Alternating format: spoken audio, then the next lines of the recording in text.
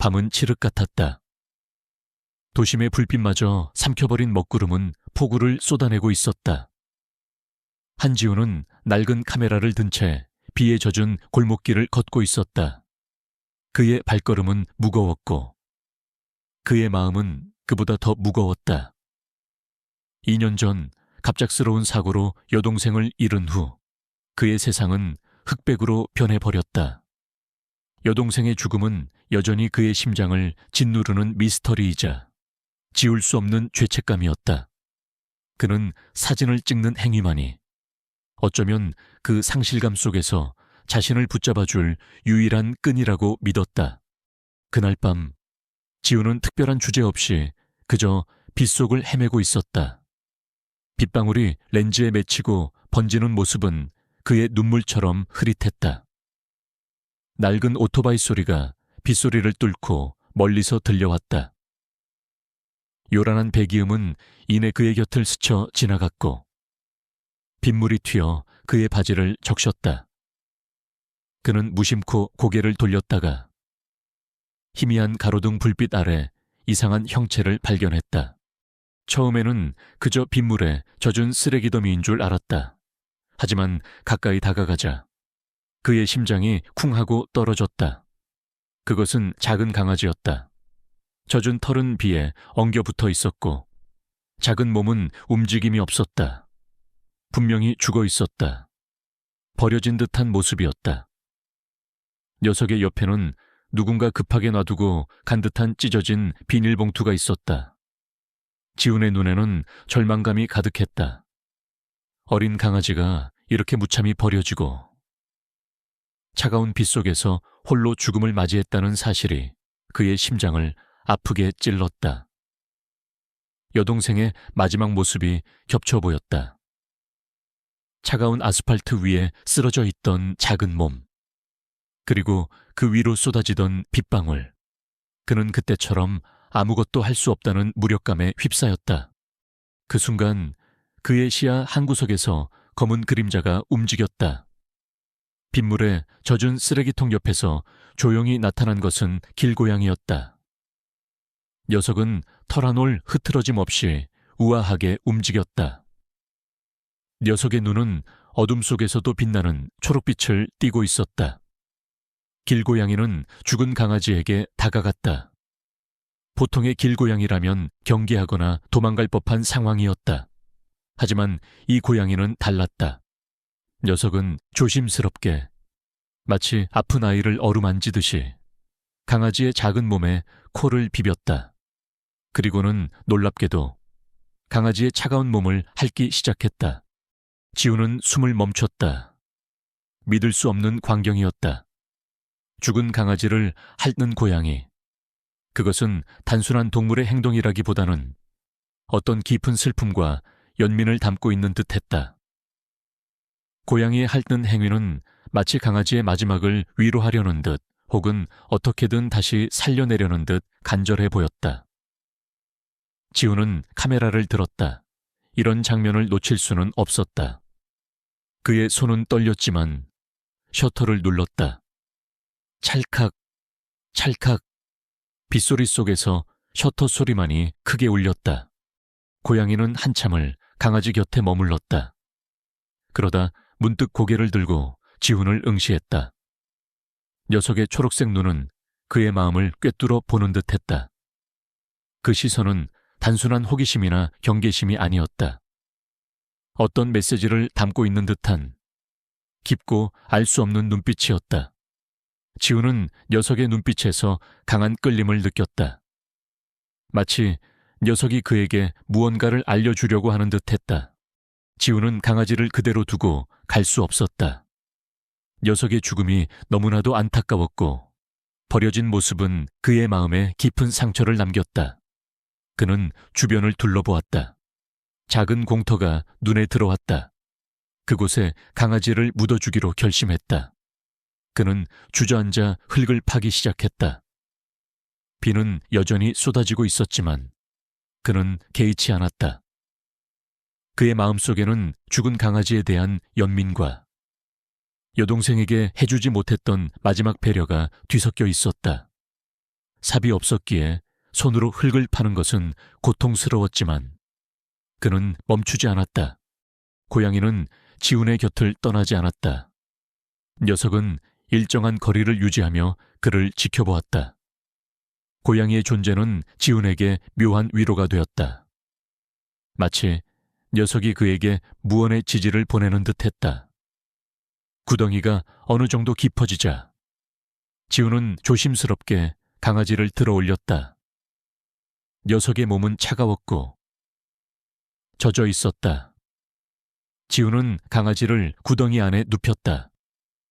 흙을 덮으면서 그는 작은 목소리로 중얼거렸다. 편히 쉬렴.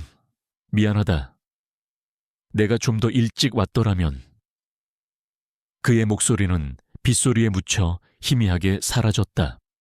흙을 다 덮고 나자 지훈은 한동안 그 자리에 멍하니 서 있었다. 그의 눈빛은 공허했지만 마음속에는 알 수 없는 감정들이 휘몰아쳤다. 그때였다. 고양이가 다시 그의 곁으로 다가왔다. 녀석은 지훈의 발목에 몸을 비볐다. 그리고는 그의 시선을 끌려는 듯 짧게 야옹 하고 울었다. 녀석은 고개를 돌려 어두운 골목 안쪽을 응시했다. 마치 지훈에게 자신을 따라오라는 듯한 몸짓이었다.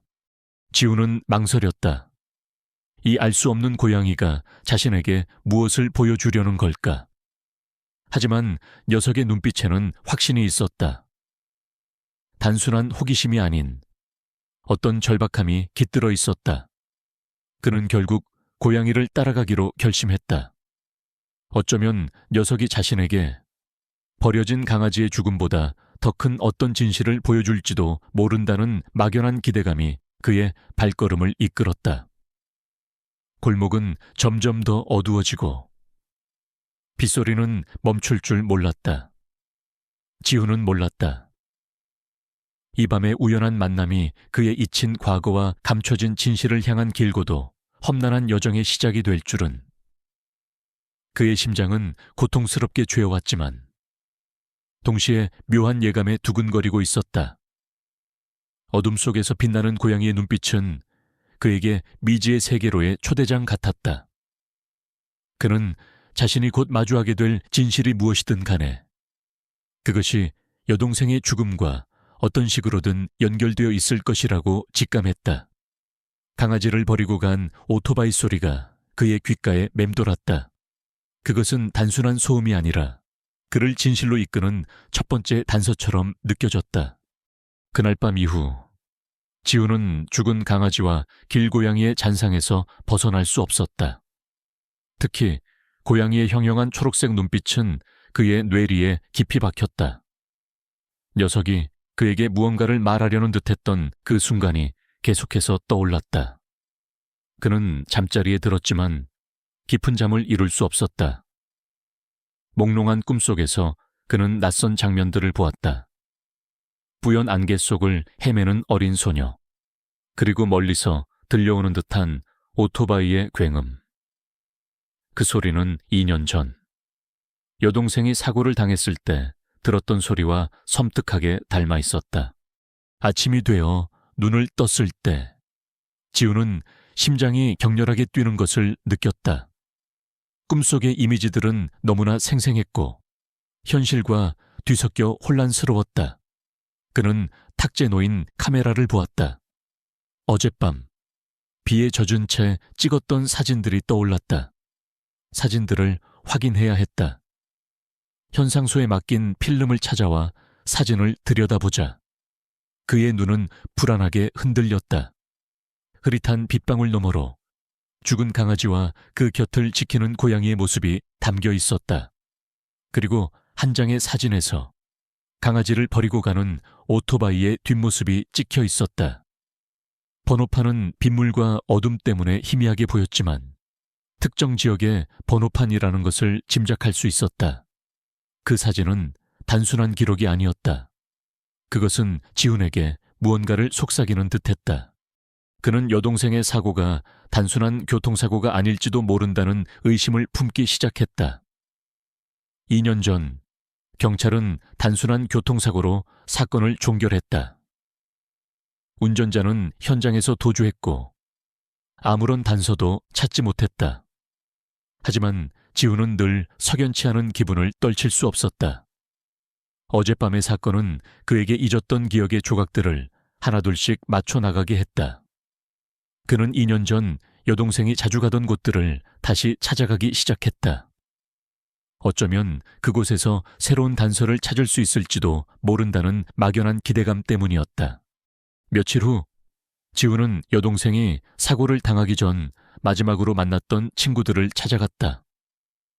그들은 여동생이 죽기 며칠 전부터 불안해 보였고 무언가에 대해 두려워하고 있었다고 말했다. 하지만 그들은 구체적으로 무엇에 대해 두려워했는지는 알지 못했다. 한 친구는 여동생이 큰돈이 걸린 부동산 개발 프로젝트에 대해 이야기한 적이 있다고 했다. 그 프로젝트가 뭔지는 모르지만 여동생은 그 안에서 뭔가 불법적인 냄새를 맡은 것 같다고 말했다. 그 이야기를 듣는 순간 지훈의 머릿속에 번개가 친 듯한 느낌이 들었다. 2년 전 여동생의 사고 현장 근처에는 대규모 주상복합단지 건설이 예정되어 있었다. 그 프로젝트는 당시에도 많은 논란을 불러일으켰고 일부 환경단체와 주민들의 반대가 거셌다.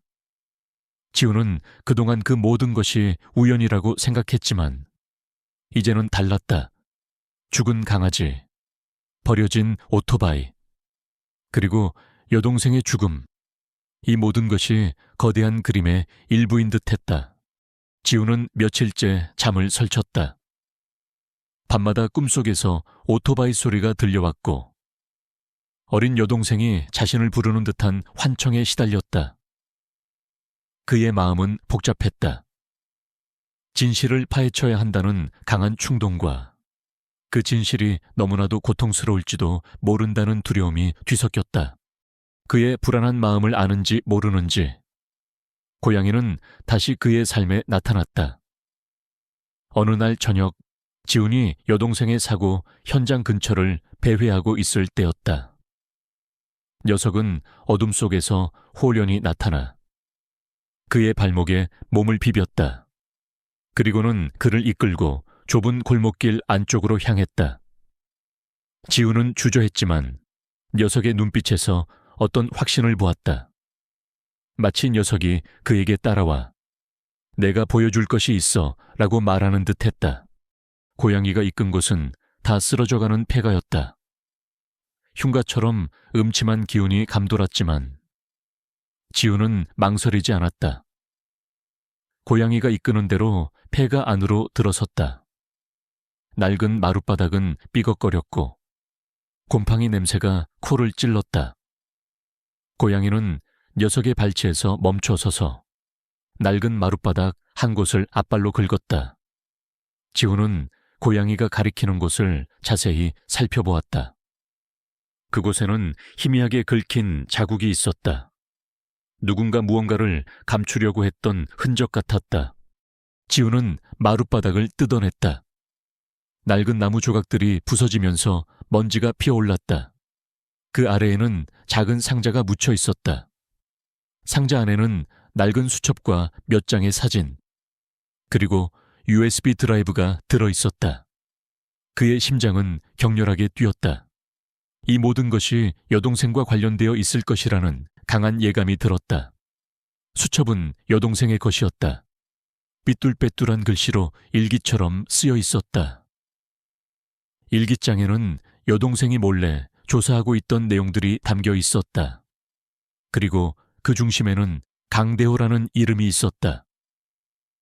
강대호는 최근 몇 년간 승승장구하고 있는 부동산 개발업체의 사장이었다. 그는 과거에도 여러 차례 환경 문제와 불법적인 거래에 휘말렸던 인물이었다. 일기장에는 강대호가 주도하는 대규모 개발 프로젝트에서 불법적인 폐기물 매립과 비자금 조성이 이루어지고 있다는 내용이 상세히 기록되어 있었다. 여동생은 그 증거를 모으고 있었고 그것을 폭로하려 했던 것이다. 사진들은 폐기물 매립 현장의 모습과 강대호가 건설 관계자들과 몰래 만나는 모습 등을 담고 있었다. USB 드라이브 안에는 더욱 충격적인 자료들이 들어있었다. 지우는 분노에 몸을 떨었다. 여동생은 단순한 사고로 죽은 것이 아니었다. 강대호가 자신의 범죄를 은폐하기 위해 여동생을 살해한 것이 분명했다. 고양이는 지훈의 곁에서 조용히 앉아 있었다. 녀석의 초록색 눈은 어둠 속에서도 빛나며 마치 모든 것을 알고 있다는 듯 지훈을 지켜보았다. 고양이는 더 이상 단순한 길고양이가 아니었다. 녀석은 지훈을 진실로 이끄는 안내자이자 알 수 없는 힘을 가진 존재처럼 느껴졌다. 어쩌면 녀석은 여동생의 영혼이 보낸 메신저일지도 모른다는 생각마저 들었다. 지훈은 상자를 품에 안고 폐가를 나섰다. 그의 마음속에는 복잡한 감정들이 뒤섞여 있었다. 여동생의 죽음에 대한 슬픔, 강대회에 대한 분노, 그리고 진실을 밝혀야 한다는 강한 의지. 그는 혼자가 아니었다. 그의 곁에는 알 수 없는 고양이가 있었고 그의 손에는 여동생이 남긴 마지막 단서가 있었다. 이제 그는 진실을 밝히기 위한 싸움을 시작해야 했다. 이 어둠 속에서 빛나는 고양이의 눈빛은 그에게 용기를 주었다. 그는 여동생의 억울한 죽음을 결코 좌시하지 않을 것이라고 다짐했다. 죽은 강아지를 버리고 간 오토바이, 그리고 그 뒤에 숨겨진 추악한 진실. 지훈은 이제 그 모든 것을 파헤칠 준비가 되어 있었다. 지훈의 손에 들린 수첩과 USB는 단순한 증거물이 아니었다. 그것은 여동생의 마지막 절규이자 억울하게 묻혀버린 진실의 파편이었다.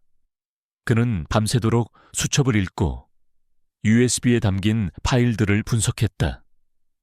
강대호라는 이름은 그의 머릿속에서 거대한 그림자의 형상으로 떠올랐다. 강대호는 단순한 부패한 사업가가 아니었다. 그는 자신의 이익을 위해 타인의 생명까지 앗아가는 악마 같은 존재였다. 다음 날 아침, 지훈은 곧장 여동생의 사고 현장을 다시 찾았다. 햇살이 비추는 낮의 풍경은 밤의 음침함과는 달랐지만 그의 눈에는 여전히 피로 물든 어둠이 서려 있었다. 그는 여동생이 마지막으로 목격된 곳을 중심으로 주변을 꼼꼼히 살폈다. 낡은 상가 건물들 사이, 철거 예정인 빈터. 그때 그의 시야에 낯익은 그림자가 들어왔다. 바로 그 길고양이였다. 녀석은 마치 그를 기다리고 있었다는 듯 한적한 골목 어귀에 앉아 있었다. 지훈은 고양이에게 다가갔다. 녀석은 지훈을 올려다보며 짧게 울었다. 그의 마음속에 묘한 안도감이 스며들었다.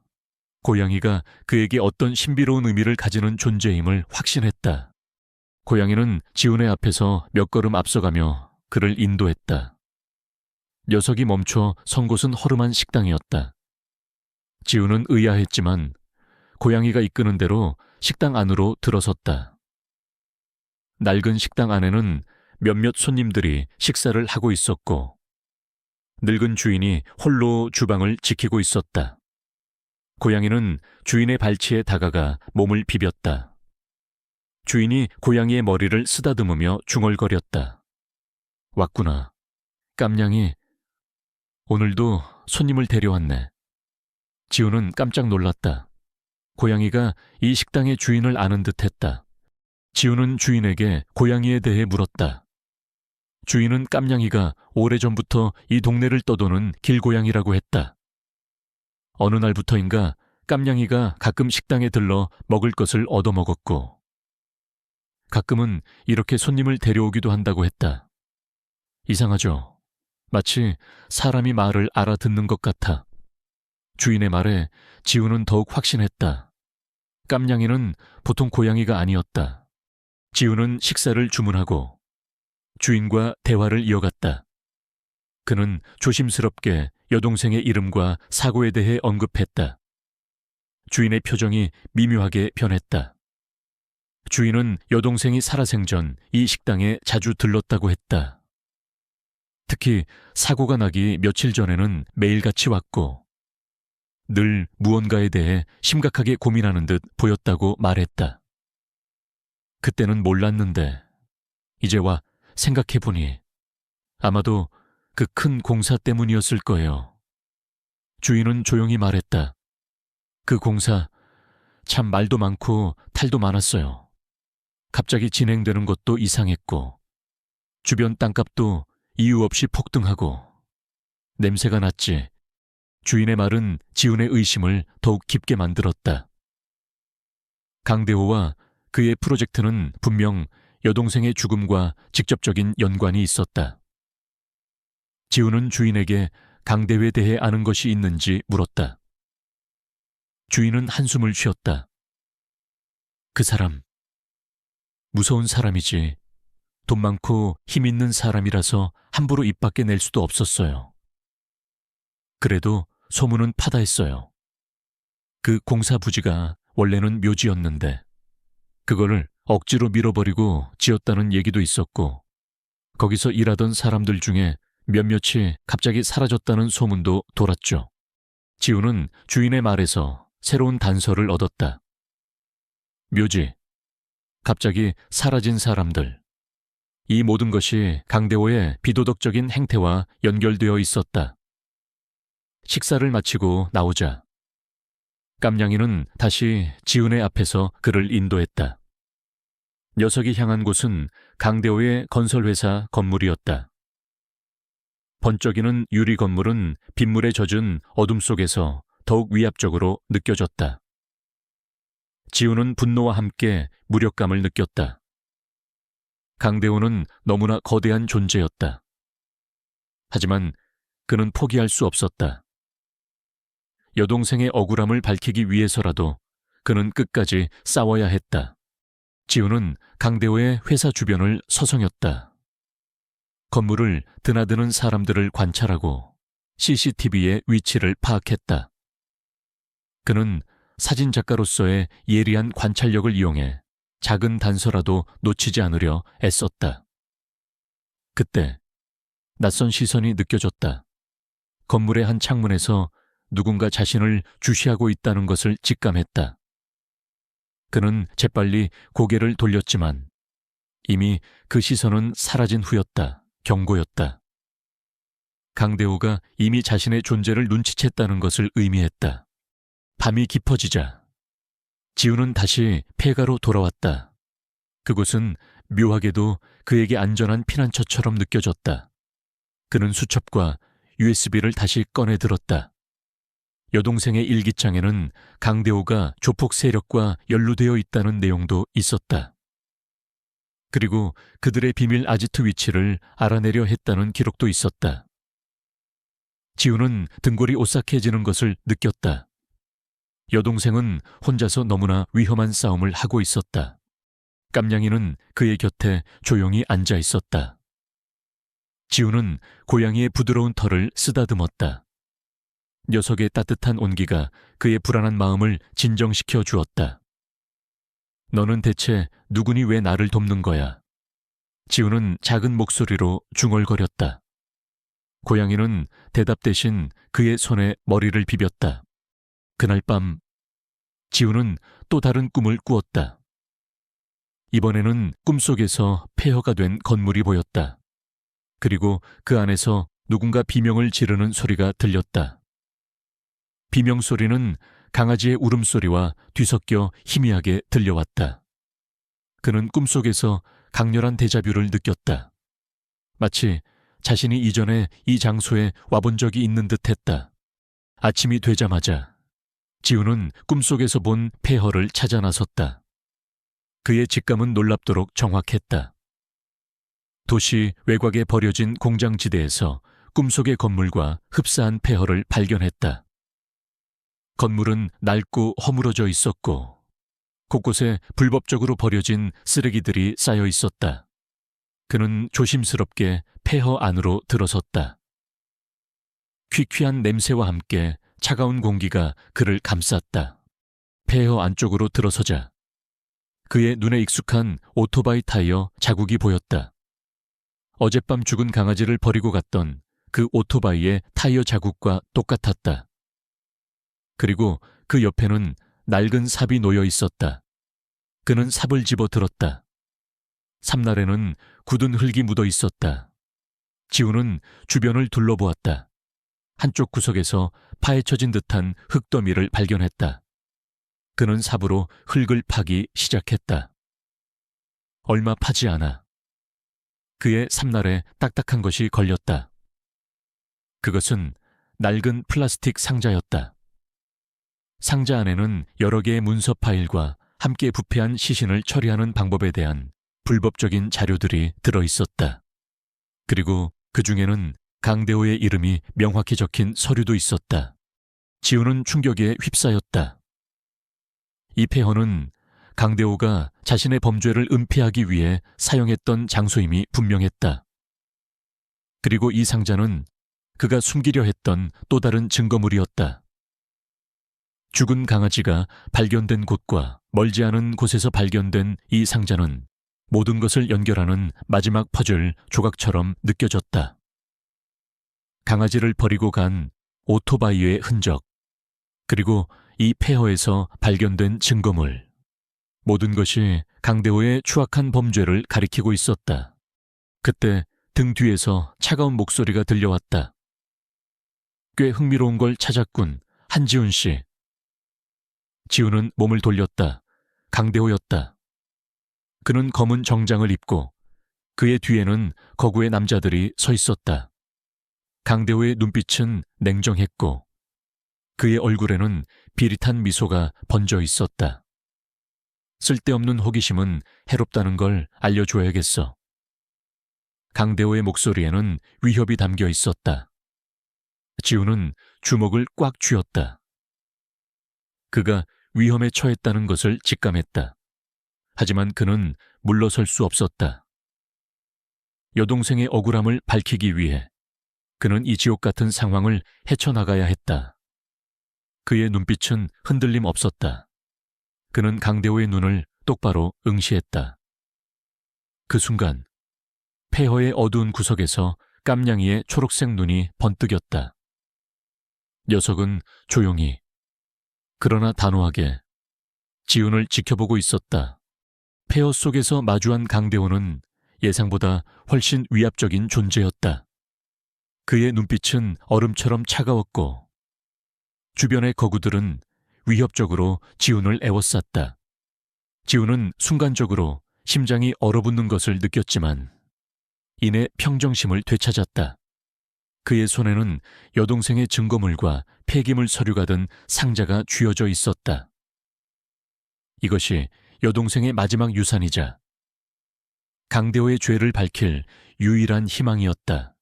어리석은 짓은 그만두고 내 동생처럼 되지 않는 게 좋을 거야.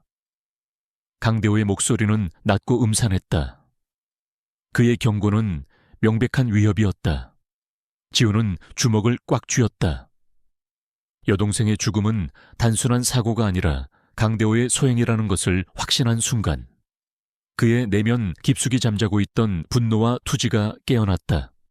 그때 폐허의 어두운 구석에서 번뜩이던 초록색 눈빛이 다시 움직였다. 깜냥이가 그림자처럼 스르륵 나타났다. 녀석은 강대호와 그의 부하들 사이를 유유히 지나가며 시선을 지훈에게 고정했다. 깜냥이의 존재는 강대호에게도 당황스러운 듯했다. 그들이 고양이를 쫓아내려 하자 깜냥이는 앙칼지게 울며 그들의 발목을 스쳐 지나갔다. 그 순간 지훈의 뇌리에 번개처럼 한 가지 생각이 스쳤다.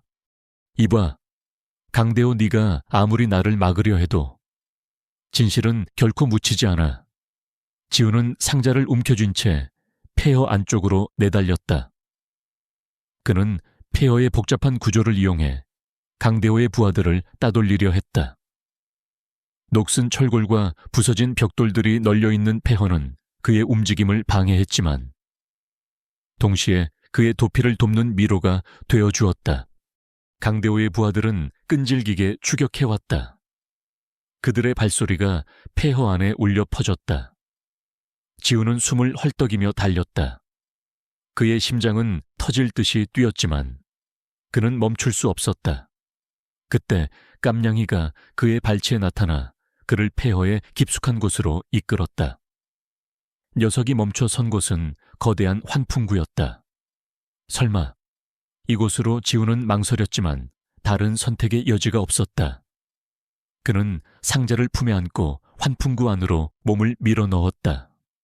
먼지와 거미줄이 그를 덮쳤지만 그는 개의치 않았다. 환풍구를 기어서 빠져나오자 지우는 낯선 골목에 도착했다. 숨을 고를 새도 없이. 그의 눈에 띈 것은 익숙한 모습이었다. 길 건너편에서 자신을 응시하고 있는 한 여인. 그녀는 날카로운 눈빛과 굳게 담은 입술을 하고 있었다. 바로 신문기자 이민서였다. 그녀는 강대호의 비리에 대해 파헤치고 있는 것으로 유명한 탐사보도 전문 기자였다. 지우는 그녀가 이곳에 있다는 것이 우연이 아님을 직감했다. 지우는 민서에게 다가갔다. 민서는 그를 경계하는 듯 했지만 이내 그의 손에 들린 상자를 보고 눈빛이 변했다. 강대호의 증거물입니까? 그녀의 목소리는 단호했다. 지우는 고개를 끄덕였다. 제 동생이 남긴 것입니다. 강대호가 제 동생을 죽였습니다. 그의 목소리에는 슬픔과 분노가 뒤섞여 있었다. 민서는 지훈을 자신의 사무실로 데려갔다. 낡고 비좁은 사무실 안에는 서류 더미와 신문 스크랩들이 가득했다. 민서는 지훈이 가져온 상자를 열어보았다. 서류들을 하나하나 훑어보던 그녀의 눈은 점점 더 놀라움으로 가득 찼다. 이건 보통 일이 아니군요. 강대호의 모든 비리가 담겨 있어요. 폐기물 불법 매립, 비자금, 그리고 살인까지. 민서는 강대호에 대해 오랜 시간 추적해왔지만 결정적인 증거를 찾지 못하고 있었다. 지훈이 가져온 증거물은 그녀의 퍼즐에서 마지막 조각이 되어주었다. 그녀는 강대호가 단순한 부패한 기업인이 아니라 조직폭력배와 연루된 거대한 범죄 조직의 수장이라는 것을 확신했다. 그녀는 강대호의 뒤를 봐주는 정치인들과 법조계 인물들까지도 파헤쳐야 한다는 것을 알고 있었다. 이건 우리 둘이 함께 해야 할 일입니다. 민서의 눈빛에는 강한 의지가 담겨 있었다. 당신은 증거를 가지고 있고 저는 이 모든 것을 세상에 알릴 방법을 알고 있습니다. 지훈은 망설이지 않았다. 그는 민서가 믿을 수 있는 동반자임을 직감했다. 여동생의 억울함을 풀기 위해 그는 어떤 위험도 감수할 준비가 되어 있었다. 그날부터 지훈과 민서의 은밀한 공조가 시작되었다. 그들은 밤낮으로 강대호의 비리를 파헤쳤다. 증거물을 분석하고 관련 인물들을 찾아다녔다. 지훈은 사진작가로서의 능력을 발휘하여 강대호의 은밀한 만남들을 포착하고 민서는 기자로서의 인맥과 정보력을 동원해 그의 뒤를 캐나갔다. 그들의 목표는 강대호의 거대한 제국을 무너뜨리는 것이었다. 하지만 강대호 또한 호락호락한 상대가 아니었다. 그들은 계속해서 강대호의 감시와 위협에 시달렸다. 사무실에 침입자가 들고 정체불명의 전화가 걸려왔다. 심지어 그들의 뒤를 미행하는 차량도 있었다. 한 번은 강대호의 부하들이 그들을 습격하려 했지만 지훈의 기지와 민서의 민첩함 덕분에 간신히 위기를 모면할 수 있었다. 그 순간에도 깜냥이가 그들의 곁에 나타나 위험을 알리고 그들의 탈출을 도왔다. 깜냥이는 마치 그림자처럼 그들의 주변을 맴돌며 알 수 없는 방식으로 그들을 돕고 있었다. 녀석은 단순한 길고양이가 아니었다. 녀석의 존재는 지훈에게 신비롭고도 든든한 보호막이 되어주었다. 그들은 강대호가 불법적인 방법으로 재산을 증식하고 그 돈을 이용해 권력자들과 결탁하여 자신들의 범죄를 은폐해왔다는 사실을 밝혀냈다. 특히 여동생이 죽기 직전까지 조사했던 녹색 도시 개발 프로젝트는 강대호의 거대한 비리 네트워크의 핵심이었다. 그들은 강대호가 이 프로젝트를 통해 수천억 원의 비자금을 조성하고 그 과정에서 환경을 파괴하고 반대하는 사람들을 제거해왔다는 충격적인 사실을 알아냈다. 이 모든 증거들을 모아 민서는 기사를 작성하기 시작했다. 그녀는 목숨을 걸고 진실을 세상에 알리려 했다. 지우는 민서의 글을 읽으며 다시 한번 분노에 몸을 떨었다. 여동생의 죽음은 결코 헛되지 않았다. 그들의 노력은 진실을 향해 한 걸음 더 나아가고 있었다. 그날 밤 지우는 민서의 사무실에서 밤늦도록 자료를 정리하고 있었다. 민서는 잠시 잠이 들었고 사무실 안은 고요했다. 그때 밖에서 희미한 인기척이 느껴졌다. 지우는 본능적으로 몸을 숨겼다. 창문 밖을 내다보니 강대호의 부하들이 사무실 문을 부수고 들어오려는 듯했다. 그들은 증거를 빼앗고 민서와 지훈을 제거하려 할 것이 분명했다. 지훈은 민서를 깨웠다. 서둘러요. 도망쳐야 해요. 민서는 잠결에도 상황을 파악하고 침착하게 움직였다. 그들은 핵심 증거가 담긴 USB와 서류 몇 장을 챙겨들고 사무실 뒷문으로 빠져나갔다. 강대호의 부하들은 이미 건물 안으로 들어선 상태였다. 지훈과 민서는 좁은 골목길을 내달렸다. 그들의 뒤에서는 거친 발소리가 쫓아왔다. 절체절명의 순간 깜냥이가 다시 나타났다. 녀석은 그들의 앞에서 빠른 속도로 달려가며 길을 안내했다. 깜냥이가 멈춰 선 곳은 낡은 지하 통로였다. 이곳으로 지훈은 민서를 재촉하며 지하 통로 안으로 몸을 던졌다. 통로는 어둡고 습했지만 그들은 살기 위해 필사적으로 달렸다. 뒤에서는 강대호 부하들의 욕설과 발소리가 점점 멀어져 갔다. 그들은 깜냥이 덕분에 다시 한번 죽음의 문턱에서 벗어날 수 있었다. 그들의 생존은 이제 단순한 우연이 아니었다. 깜냥이의 알 수 없는 힘과 지혜가 그들을 인도하고 있었다. 이 모든 것이 마치 운명처럼 느껴졌다. 지하 통로를 빠져나온 지훈과 민서는 숨을 고르며 주변을 살폈다. 다행히 강대호의 부하들은 그들을 쫓아오지 못한 듯했다. 깜냥이는 그들의 앞에 앉아 그들을 응시했다. 녀석의 초록색 눈은 어둠 속에서도 묘한 빛을 발하며 마치 그들을 격려하는 듯했다. 지훈은 깜냥이의 존재가 단순한 우연이 아님을 다시 한번 느꼈다. 녀석은 늘 가장 위험한 순간에 나타나 그들을 구원하고 있었다. 이 고양이는 대체 뭘까요? 민서는 깜냥이를 바라보며 중얼거렸다. 그녀는 합리적인 사고를 하는 기자였지만 깜냥이의 기이한 행동은 그녀의 이성으로는 설명할 수 없는 것이었다. 모르겠어요. 하지만 제 동생과 관련이 있는 것 같아요. 지훈은 조용히 말했다. 그의 마음속에는 죽은 강아지와 고양이, 그리고 여동생의 죽음이 복잡하게 얽혀 있었다. 그는 문득 어젯밤 꿈에서 본 폐허와 강아지의 울음소리가 다시 떠올랐다. 그 꿈은 단순한 꿈이 아니었다. 어떤 중요한 단서를 담고 있었다. 그들은 잠시 한숨을 돌린 후 다시 움직였다. 이제 그들은 단순한 증거 수집을 넘어 강대호의 실체를 세상에 폭로해야 했다.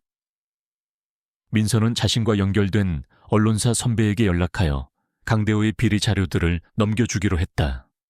하지만 이 모든 것이 세상에 드러나기 전에 그들은 강대호가 마지막으로 숨기고 있는 비밀을 찾아야 했다. 지훈은 깜냥이를 바라보았다. 녀석은 고개를 돌려 특정 방향을 응시하고 있었다. 마치 그에게 무언가를 가리키는 듯했다.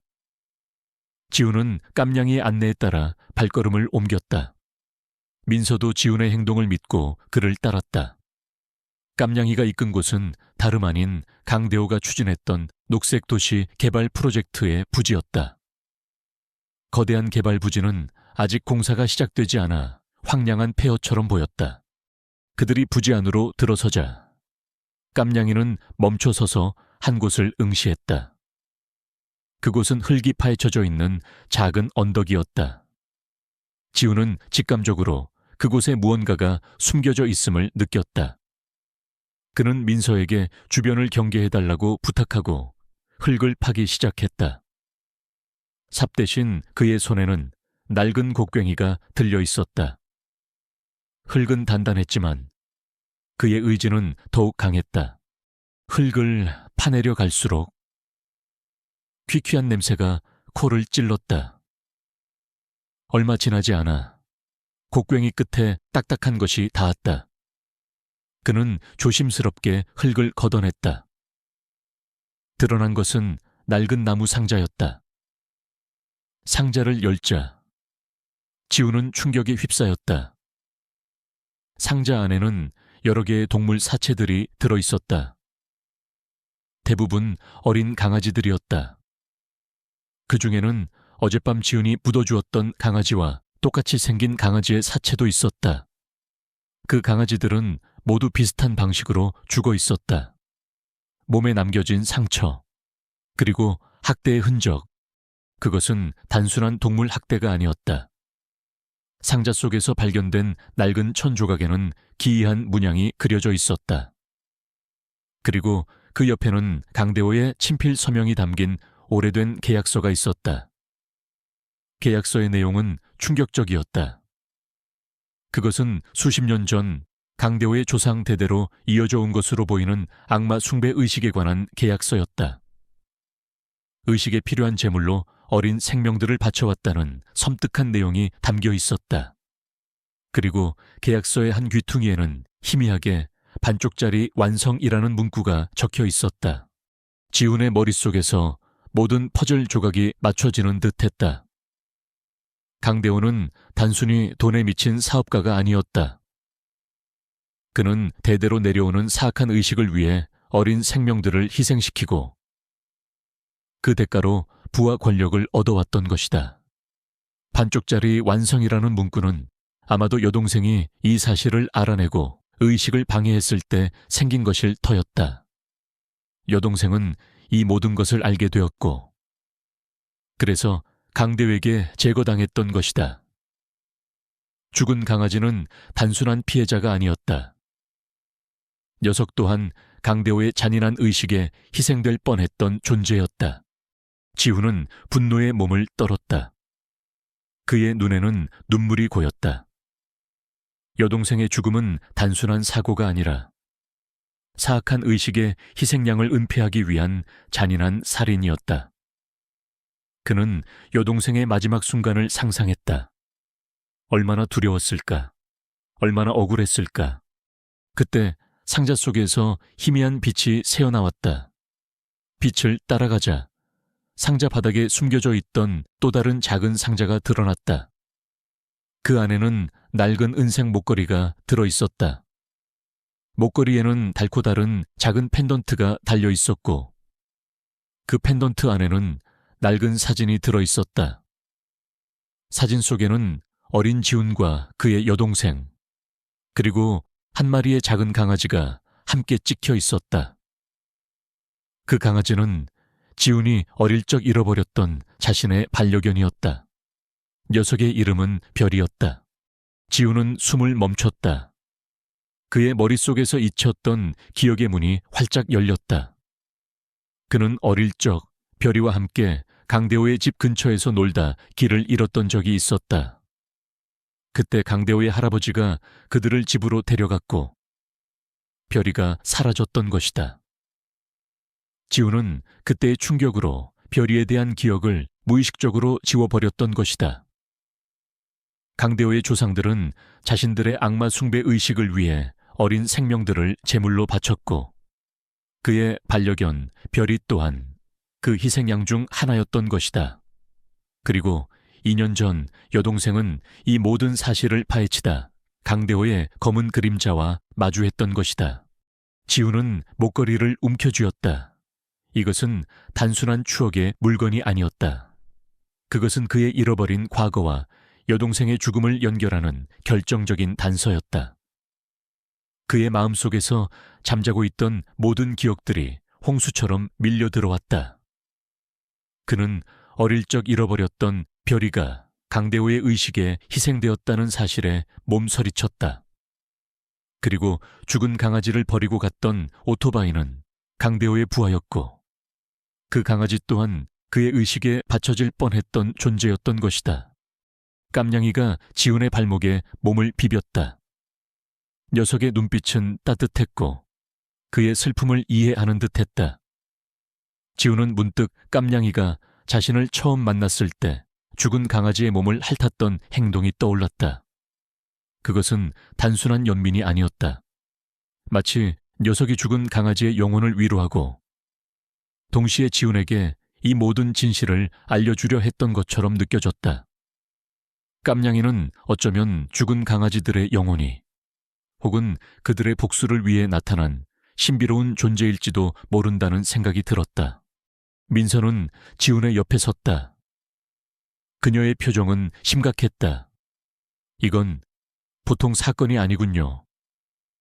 이건 단순한 범죄를 넘어선 악마적인 행위입니다.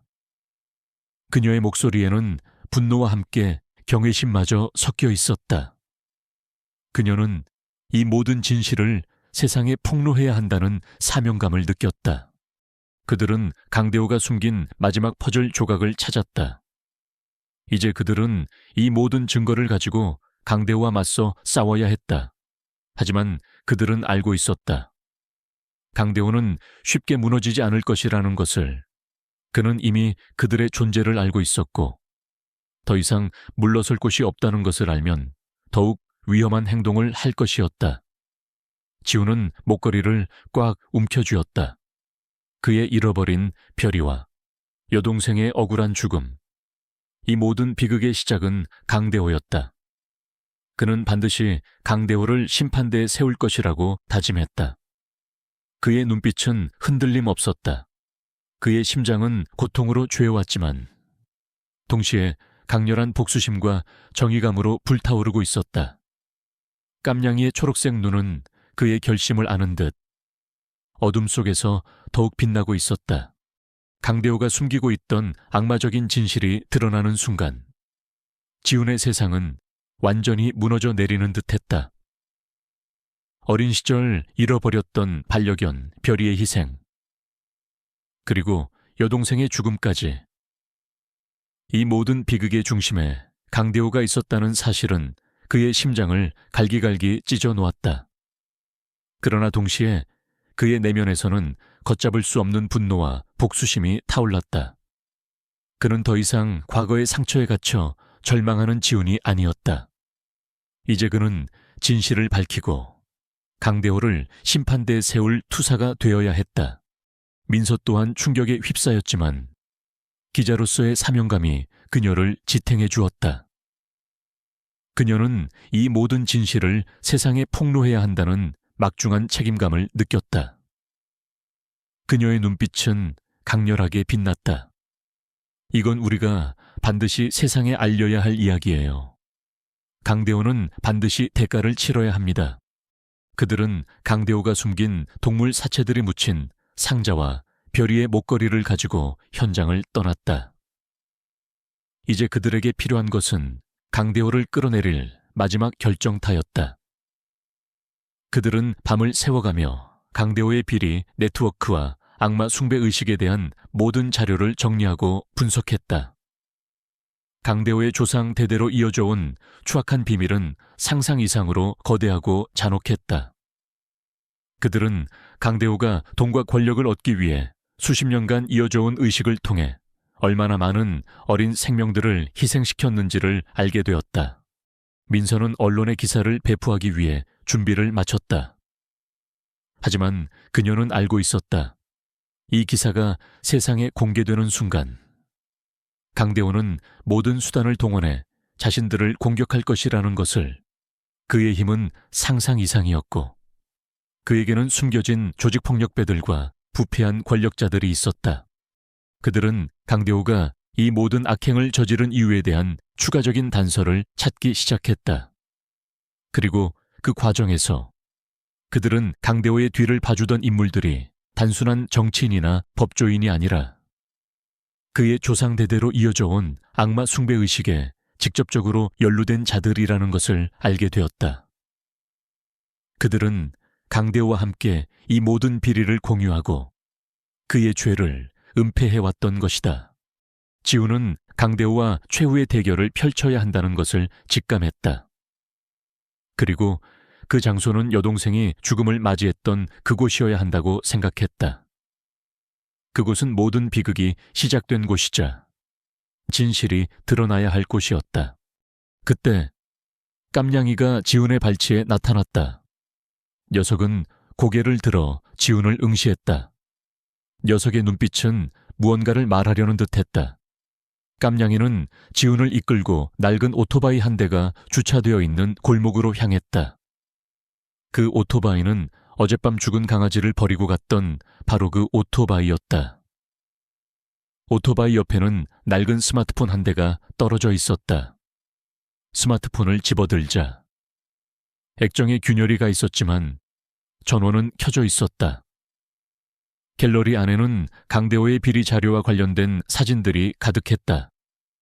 그리고 마지막으로 찍힌 사진은 강대호가 한 남자에게 돈뭉치를 건네는 모습이었다. 그 남자는 놀랍게도 2년 전 여동생의 사고 현장에서 도주했던 오토바이 운전자였다. 그의 얼굴은 헬멧에 가려져 희미했지만 분명히 그 남자였다. 그는 강대호에게 고용된 자로 여동생을 살해하고 증거를 은폐했던 것이다.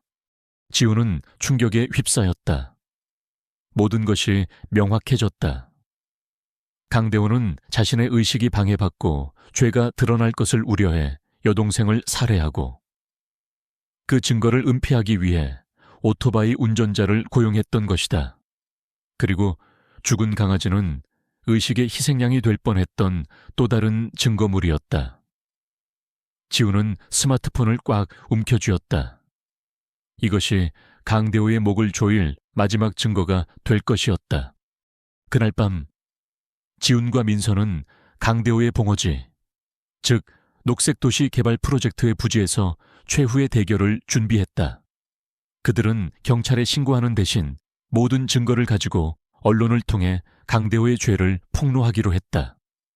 경찰이나 검찰 조직 내부에도 강대호와 연루된 자들이 있을 가능성이 높았기 때문이었다. 그들은 진실을 은폐하려는 거대한 세력에 맞서 싸워야 했다. 강대호는 그들의 움직임을 감지하고 있었다. 그의 부하들은 부지 곳곳에 매복해 있었다. 밤의 어둠은 그들의 대결을 더욱 극적으로 만들었다. 지훈과 민서는 부지 안으로 들어섰다. 바람 소리만이 으스스하게 울려 퍼지는 가운데 그들의 발걸음은 단호했다. 나타났군, 한지훈 씨. 어둠 속에서 강대호의 목소리가 들려왔다. 그는 수십 명의 부하들과 함께 모습을 드러냈다. 그의 얼굴에는 여유로운 미소가 걸려 있었지만 눈빛은 살기로 가득했다. 어리석은 선택이야. 네 동생처럼 쓸데없는 짓을 하는군. 지훈은 스마트폰을 꺼내 들었다. 네가 감춘 모든 진실이 여기에 있어. 강대호, 네가 내 동생을 죽였다는 증거도. 그의 목소리는 떨렸지만 그의 눈빛은 흔들림 없었다. 민서도 녹음기를 꺼내 들었다. 이 모든 대화는 녹음되고 있었다. 강대호는 비웃었다. 겨우 그런 것으로 나를 무너뜨릴 수 있을 것 같나. 이 모든 것은 조작된 증거야. 이 쓰레기 같은 고양이와 내 동생의 헛소리를 누가 믿어줄 것 같아. 그 순간 깜냥이가 강대호의 발치에 나타났다.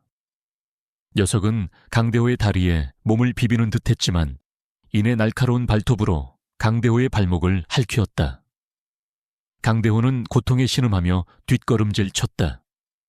깜냥이의 눈은 섬뜩하게 빛나고 있었다. 그때였다. 빗물에 젖어 미끄러운 바닥에 서 있던 강대호의 발이 미끄러졌다. 그는 균형을 잃고 비틀거렸다. 그 순간 지우는 달려들었다. 그는 강대호의 스마트폰을 빼앗기 위해 몸을 날렸다. 강대호의 부하들이 그를 막으려 했지만 민서가 그들 앞에 나서 그들을 막았다. 그녀는 몸싸움을 벌이며 지훈에게 시간을 벌어주었다. 지훈과 강대호는 뒤엉켜 싸웠다. 강대호는 거구였지만 지훈의 움직임은 예상보다 민첩했다. 지훈은 분노와 슬픔을 힘으로 바꾸어 그를 밀어붙였다. 그들은 폐허의 가장 높은 곳, 여동생이 떨어졌던 그 장소로 향했다. 그곳은 낡은 철골 구조물과 깨진 유리 조각들이 널려 있어 위험한 곳이었다. 강대호는 지훈을 밀쳐내려 했다. 이런 하찮은 놈이 감히 나를 건드리려 해. 그의 목소리는 분노로 가득했다. 지훈은 강대호의 멱살을 잡았다. 내 동생의 억울함을 갚아줄 거야. 네 죄는 결코 용서받지 못할 거야. 그들의 몸싸움은 절정에 달했다. 강대호는 지훈을 난간 밖으로 밀어내려 했다. 지훈은 필사적으로 버텼다. 그때 깜냥이가 다시 나타났다. 녀석은 강대호의 얼굴을 향해 몸을 날렸다. 강대호는 깜짝 놀라 얼굴을 가렸다. 그 순간 지훈은 강대호의 품에서 그의 스마트폰을 빼앗아냈다. 이게 내 마지막이야. 지훈은 강대호의 스마트폰에 저장된 모든 증거들을 민서에게 전송했다.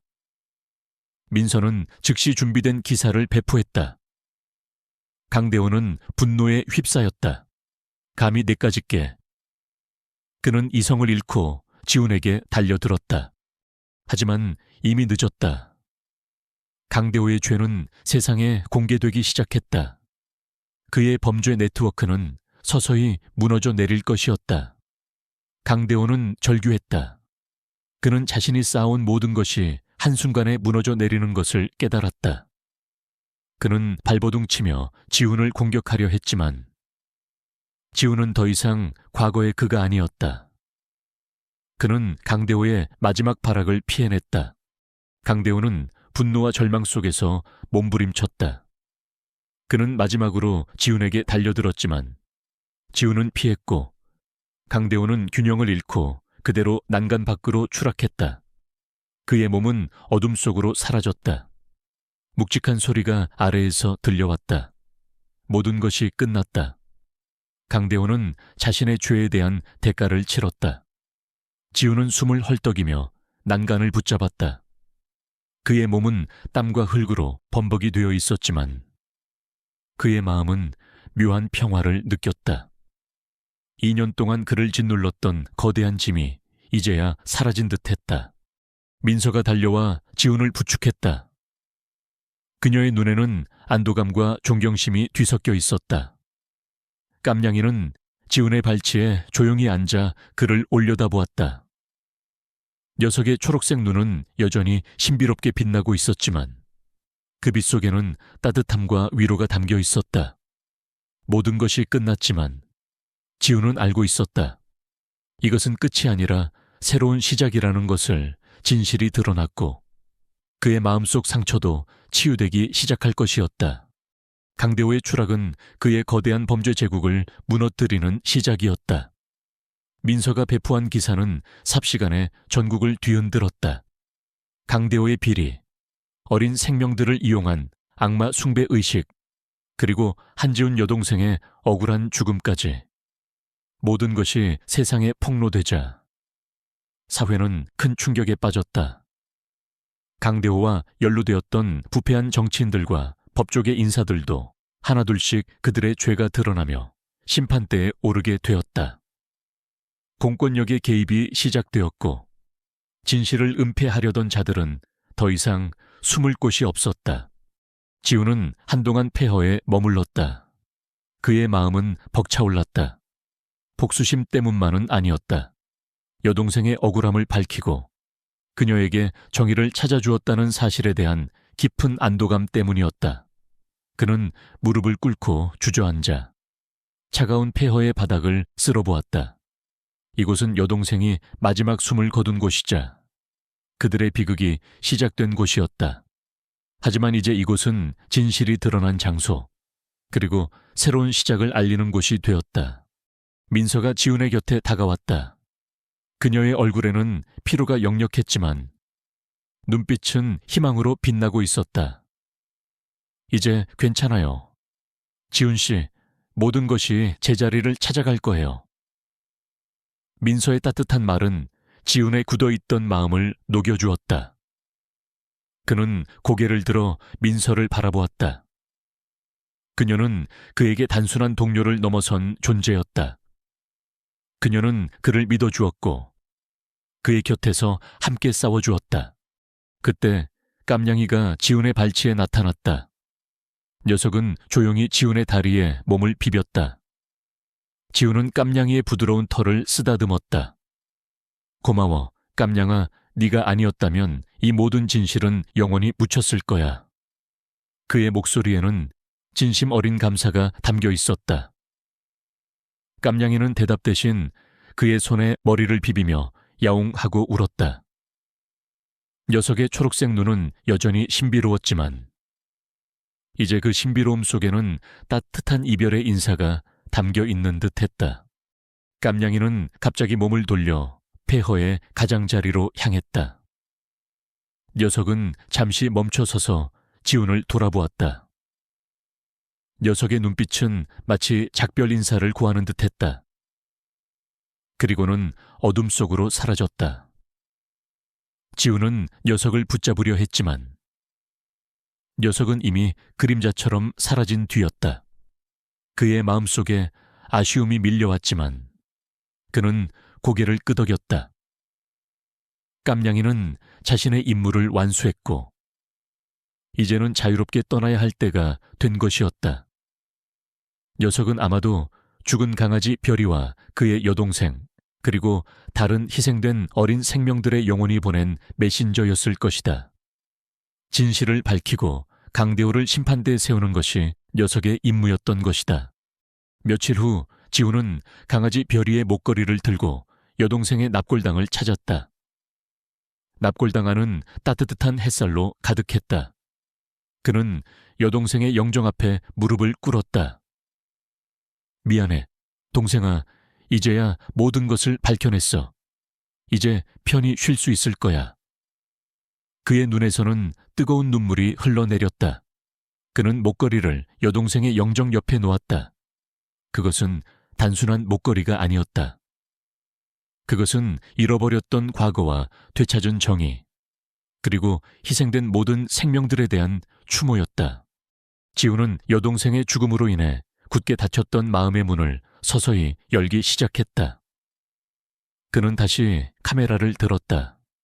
이번에는 슬픔이나 분노가 아닌 삶의 아름다움을 포착하려 애썼다.